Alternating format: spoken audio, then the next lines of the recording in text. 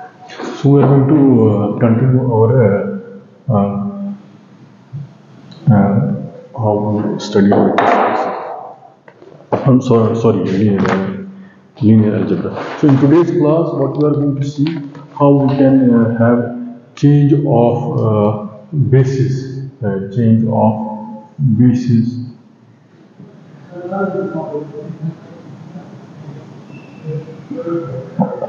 from one vector space to another vector space via some linear transformation.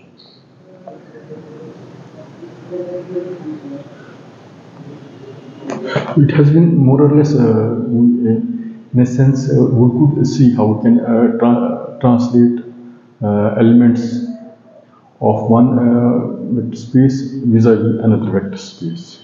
So now, if, for example, if we want to have proper study of linear transformation, how we can have this, how we can have a change of basis from one to another. So what we are going to, we can, in principle, just not necessarily mention them as part of some linear transformations.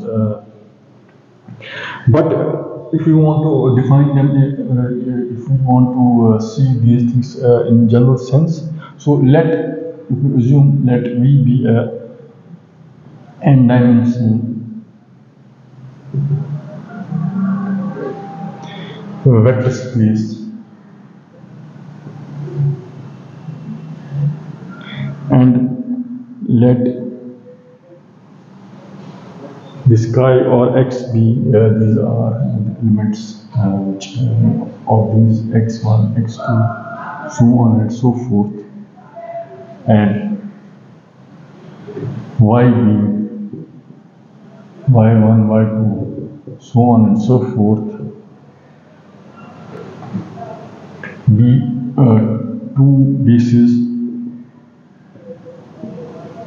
in V. So there is one base here, and there is another base here in this vector space V. So now we can ask these two questions. We can ask two questions relevant to it. Question number one is, if x is in V and x is equivalent to zeta I xi. So zeta i's are the scalars. They can have values from 1 to n, and you can have, for example, another n. So we can define it as neta I yi. So zeta and neta are two scalars, but they are associated with two vectors. But these two combination of scalars and vectors, they correspond to basically two vector spaces, but we are trying to imagine them from a single element in a given vector space. So what is the relation? So what is the relation? If we have a condition like this, the question is, what is the relation between its coordinates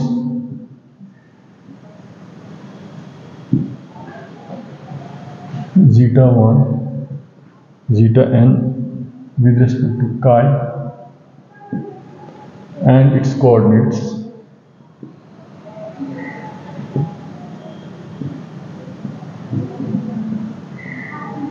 with respect to y. So what's the relationship between the coordinates this with respect to chi to its coordinates? So we have to see the relationship of this and this because we are trying to relate two elements in a given vector space, but a combination of scalar and vector, but they are in a given vector space. So we have to see what's the relationship between scalars in this and scalars in this, or coordinates in this or coordinate another thing. And the question number 2 is, if zeta 1, zeta 2, so on and so forth, is an ordered set of n scalars, what is relationship between vectors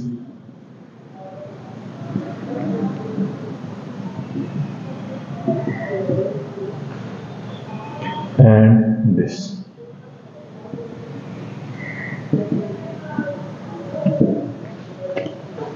So this is the way we have formulated. So you can say the other ordered set of relation of n scalars. So if zeta is the ordered set of n scalars, and can these be the correspondence between these? How we can relate them if it's an ordered set? It's an ordinality is associated with it. So the answer to the first question is, first we have to see how we can relate these two elements into as a combination of vector and scalar. How we can define, how can we relate them in a given vector space.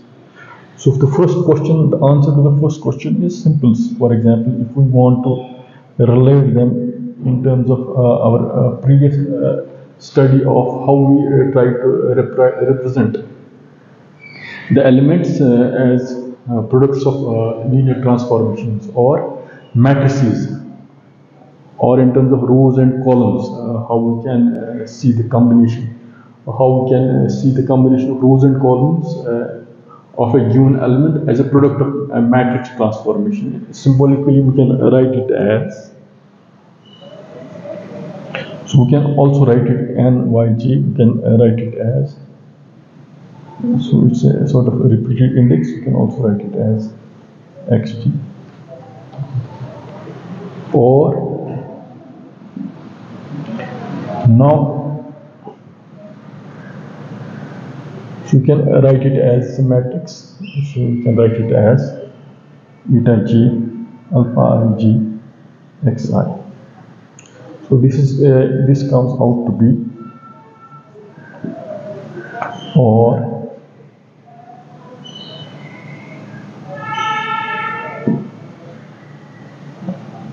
alpha I G beta G Xi. You can write it like this. You can put beta G alpha I G here and Xi. You can write it like this. So from this you can see that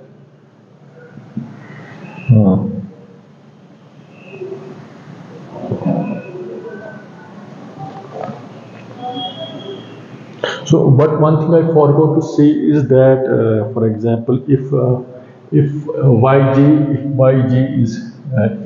can be written as axt as a matrix transformation, you can write it like this. So if for example zeta I yi is 0, so if this it's sort of a linear, not independence is there. So then, if this combination is 0, then zeta 1 is equal to zeta 2 is equal to so on and so forth. It's also equal to 0. You can follow it from that. So if we have this understanding, then from this, now the first point comes out to be. The first point comes out to be zeta I can be written as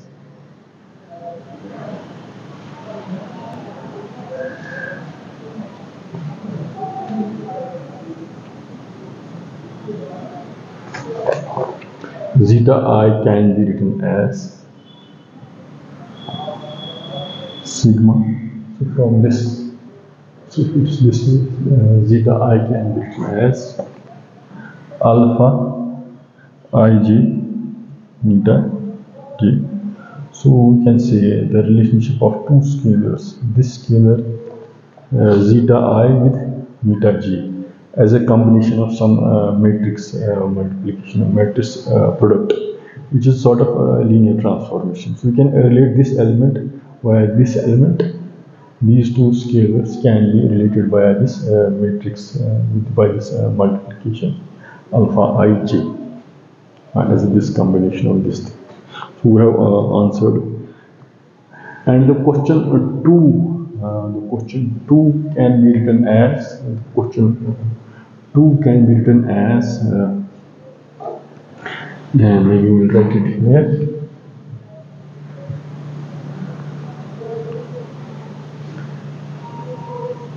Y is equal to ax.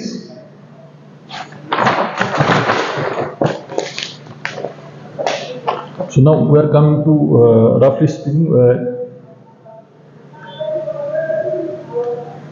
the invertible transformation, or so it's a sort of invertible transformation. So we can all in the previous class we also saw a relationship between A and A inverse. How we can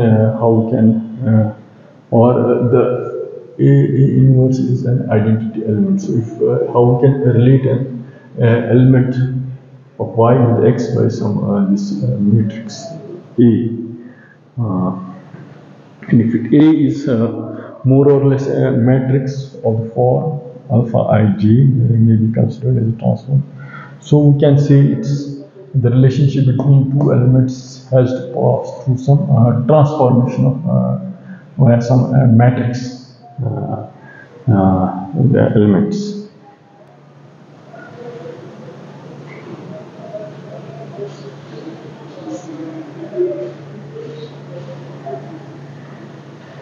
And if we just see other books, we normally, the language of vector spaces is as if we are talking of n tuplets, singlet, doublet, so n tuplets of vectors which are part of that vector spaces. The terminology is in that in the sense of treating vectors as, maybe this book is not going through that terminology of using taking recourse to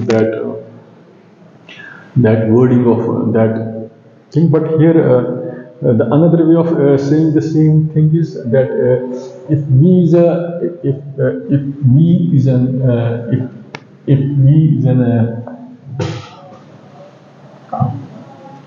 if V is an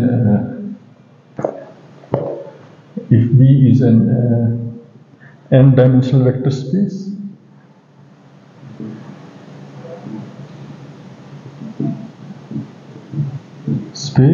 given by its coordinates preferred, then and if there are n set of ordered scalars,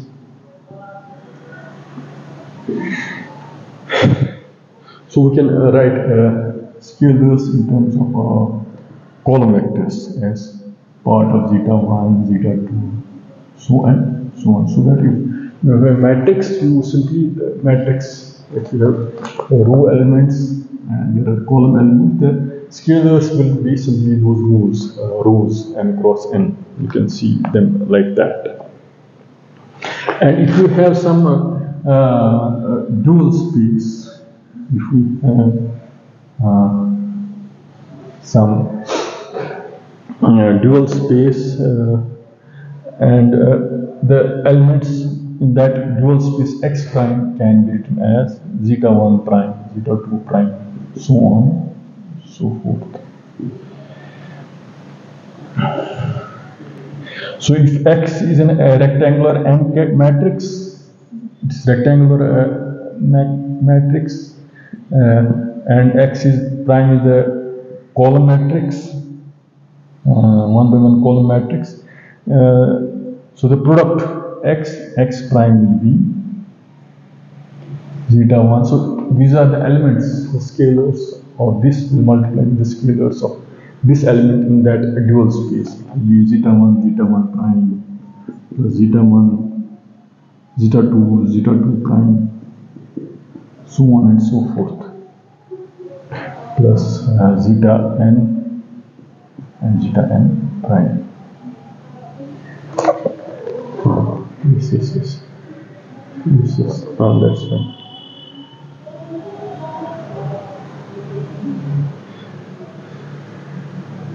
So the trick of considering vector as thin works even when we consider full grown. So we can see that this trick still works if we consider matrix as full grown linear transformations.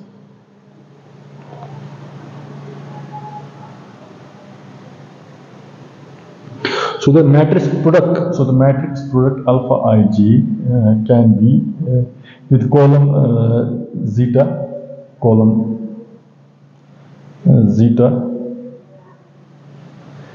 and ith elements is eta ij is equal to j alpha ij zeta j. You can see eta I and zeta j, how they are related. You can see this j and j are repeated indexes, so you can see it. You can also write it as this.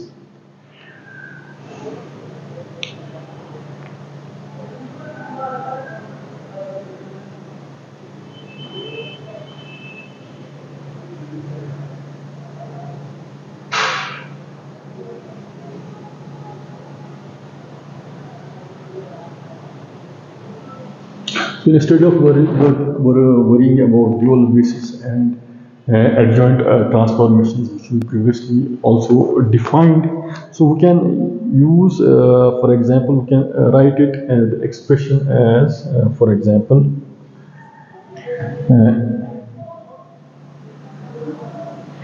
we can write y prime as a prime x prime. So this how we can relate elements in this with elements of this via some transformation, which may be part of some this matrix, which may be part of some linear transformation in some basis. But the, normally, if we see element in a given base and element in the dual basis, if the sort of term used is covariant, and you must be aware of covariant and contravariant thing. So there is a vector, and in the dual basis, how it translates as contravariant, and if the inverse should go back to its original basis, that's a covariant basis. So how we can relate a covariant basis with a dual basis via some transformation, which is a contravariant transformation. So base and dual base. So you can use the word the vectors, the vectors, the vectors,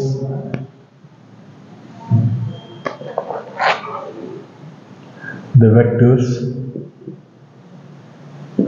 x in V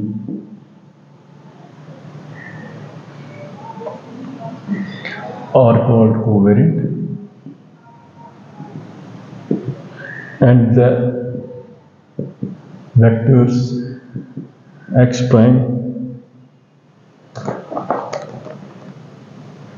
in V prime are contravariant.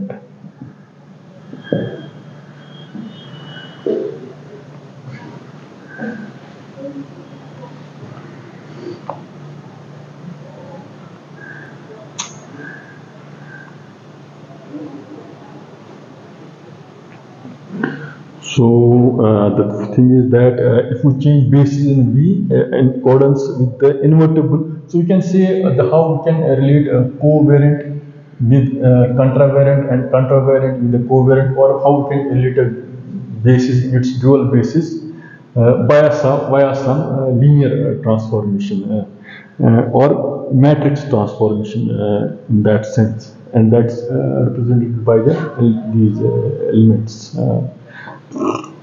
So in our notation, so how we can relate x elements of this vis-a-vis elements of this, we use bracket formalism. where y is equal to ax. Then how is y prime related to x prime? And y prime may be related to x prime some by some inverse transformation. So x can be related with x via a, via that via that transformation. You can see it, matrix.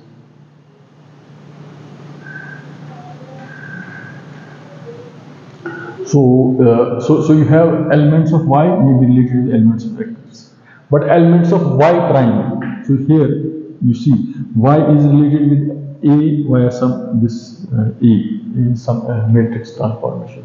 But if you go to some dual basis, so y prime is related to x prime, but here you have to be so this is inverse transformation. So in a given space, two vector spaces, two elements are related by some linear transformation. But in a given dual space, the same elements may be related by, the elements of dual spaces are related to each other by inverse transformation. So that's the point which I want to emphasize or mention. So you can say if you use the terms, they are says gradiently, how they are gradiently transformed from one basis to another basis. Now, so in the same, now we are coming to our, we are going to extend the same understanding via something called similarity.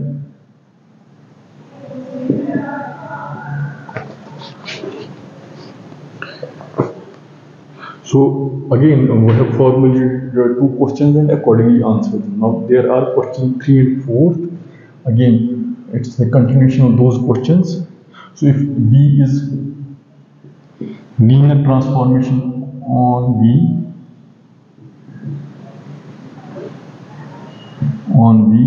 what is relation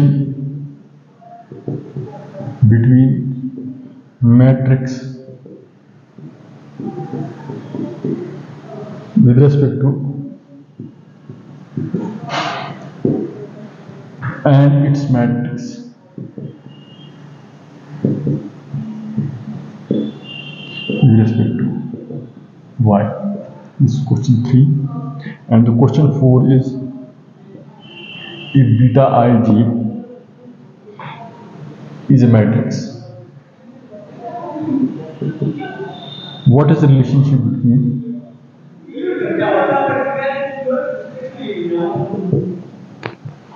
between linear transformation B and C defined by bxt xi and cyg. So again, so it's the same two previous questions, how we can relate. Now it's here there were only elements. Here we have matrices, which is defined by these elements, rows and columns. How we can relate these matrix elements from this to this, between this and this. So in the same way, what's the relation between C? So we have defined two this matrix, this and this. What's the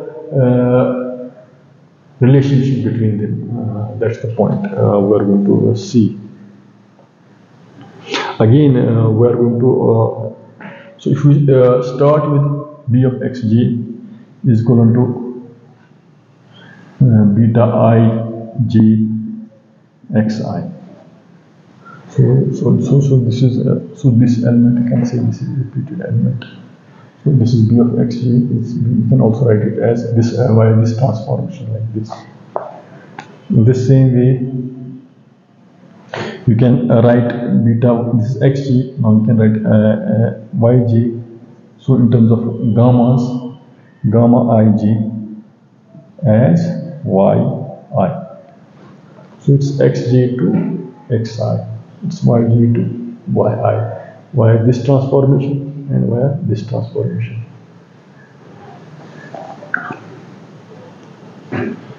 So we use our preceding understanding previously. So byj is equal to baxg.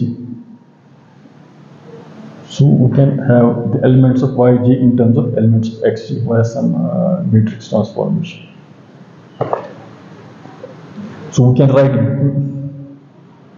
now A we can write as a sort of matrix transformation, K alpha Kj xk. So we have just changed. You can see how we can relate xj with xk via this transformation.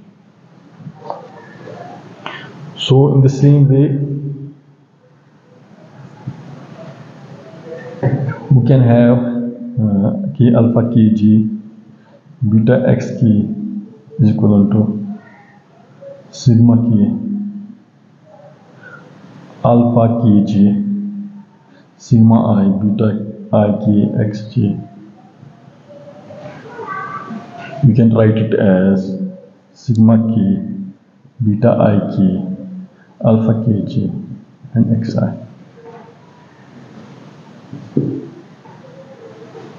So you see alpha kg, you can alpha kg. Now this xk can also be written as beta xk. Further alpha kj beta I k xi. So now xk can, so here xj converted to xk. Now xk converted to xi and xi converted to, so now here we just write it in terms of full-blown matrix in terms of alpha ik and beta kj. So you can write it like this. So this is the set 3. So similarly, the fourth, we can write the fourth one here. Fourth one, we can write it here. Fourth one, sigma k gamma k yk is equal to sigma k. So gamma kj will do it and axk. So this will be equal to sigma k gamma kj sigma I alpha kxi. So we can write it as sigma k alpha k gamma k j xi. So we have done the similar transformations here, but here it's the gammas. You can write it like this. So comparing 2, 3 and 4. This is 3, this is 4, and the 2 is this. 2 is this, and this is 1. So if you compare this, and this, will have, so you'll see alpha kg, so you see, so this is gamma k. So if you compare this and gamma k I xg, this and this, you could compare the 3, you will get alpha sigma k ik gamma kg is equal to ik alpha kg. So we have written elements of alphas and gammas in terms of betas and alphas. So this is the transformation becomes more compounded in that sense. In the previous cases, we had simple linear transformations between two elements.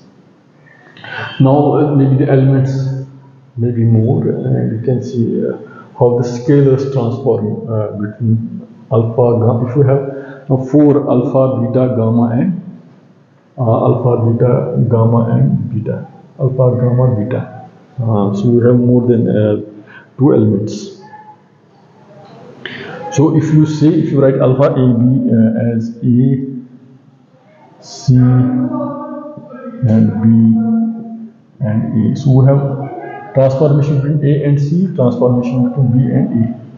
And so these are two relation elements between two vector spaces, two linear transformations and two linear transformations. And or you can say it C can be written as A inverse. So if you have A inverse on the both sides, it's BC. C inverse is called BA.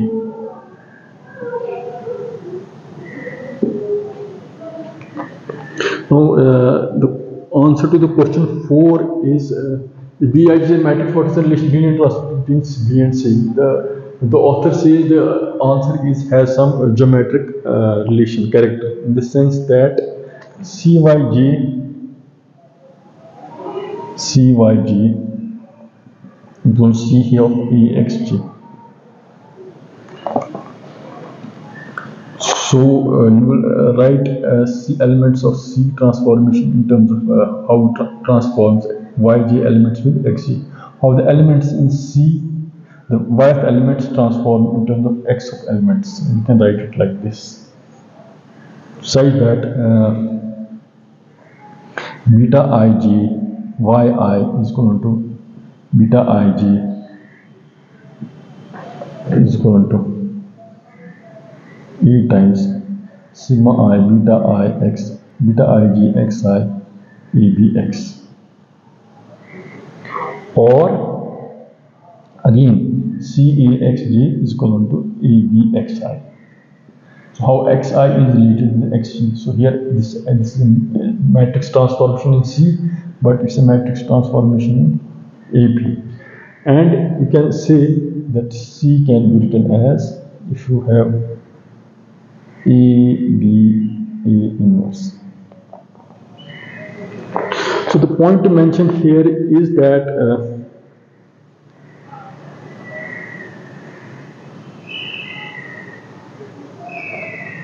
we can always have an inverse transformation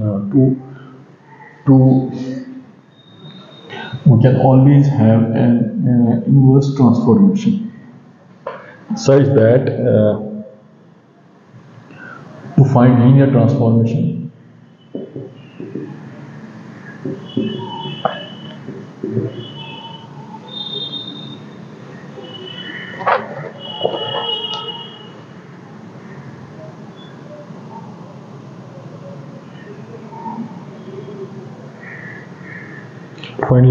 transformation, not matrix. We multiply a transformation A, B and A inverse. So two matrices B and C are similar if there exists an invertible transformation A inverse. Invertible transformation, let me better. Satisfying two linear transformation B and C. So if you want to have as a mnemonics, if you want to have a diagrammatics of how a given space is related to its another dual space and how we can go to the original space by some inverse transformation. So how we can go from A to B, B to C, come back C to A. So there are different transformations, and how we can relate them as a linear transformation. So as a mnemonics, if we want to see it in a geometrical way, because one of the aims of linear transformations or finite dimensional vector spaces is also to have a sort of geometrical intuition apart from this algebraic sensibility attached to it. So if you have an element X, it goes to from a given space, and there is another vector space. So there is an element X vis-a-vis this space, Y vis-a-vis this space. So now how we can go from X to Y? transformation A. From Y to this via some transformation. From this to this via transformation A and B. So you can see the way we have done this algebra here. C is equivalent to A, B, A inverse. So you can see C. So if you see it from this side, if you go from this side, C. So A is coming down. That's why it's so if you go from this side, so it's inverse. It's this side. It's inverse. Then B. Then A inverse. So A, B, so if it's like this, is this way,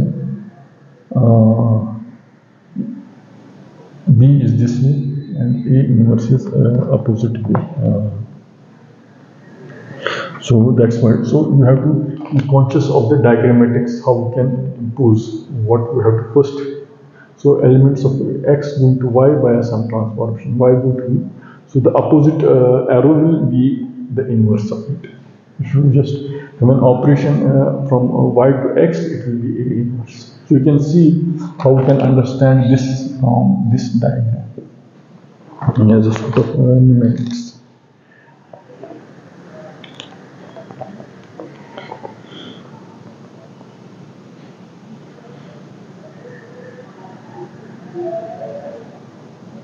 So a an invertible linear transformation is called automorphism, if we use the word, which means isomorphism of vector space. So linear transformation,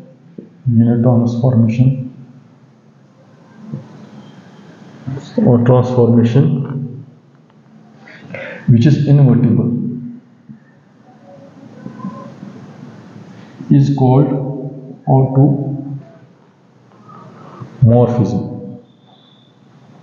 So if it's invertible, so it's sort of, it will come. So if you have a space, you might have dual space, it is going to come back to its original space, and the elements are somewhat, so the morphic, or there is a sort of isomorphism attached to the elements